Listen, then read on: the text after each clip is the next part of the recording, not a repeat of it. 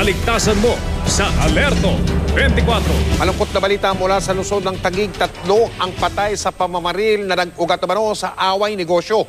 8 suspect ang arestado. Si Jay Sabale, naka-Alerto 24.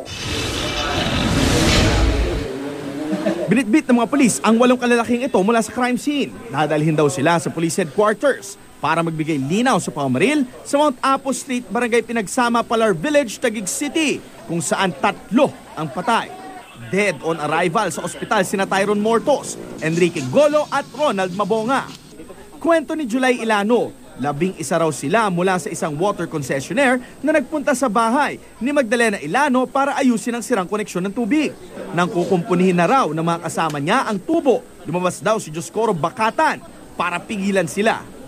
Pagpunta namin dyan kanina, ayusin namin yung linya, tapos pagsabi nung na hindi kayo magpapapigil, pumasok sa loob, pagkapasok sa loob, lumabas, balik, kumuha ng baril, namaril na kagad. Pagka pumutok, takbo na ako, hindi na ako nagdadalawang isip pa.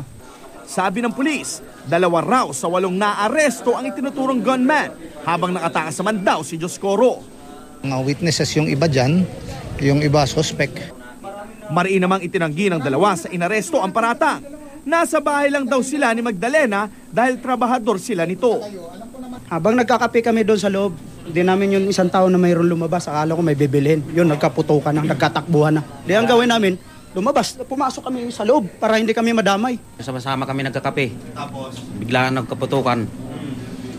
Tapos umilip ako kanina sa pinto, may nakabulagta na, may tao nagtakbuhan. Tapos tinuturo nila, kami daw bumaril.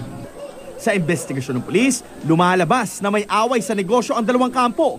Pareho kasi silang nagkiklaim na concessionaire ng isang water utility sa Metro Manila. Siguro ito, medyo ayaw magpaayos ng water connection hanggang umabot sa pamamaril. Malinis akong nakakontrata. Yung kontrata na yun, nilabag nila yun. Pero brinaso nila ako dahil nag-iisa akong babae. Kayang-kaya nilang gawin. Na-recover sa crime scene ang 5 basyo at 2 slag ng kalibre 45. Patuloy naman ang paghahanap ng pulis kay Joscoro Bakatan. Jay Sabale, naka-Alerto 24.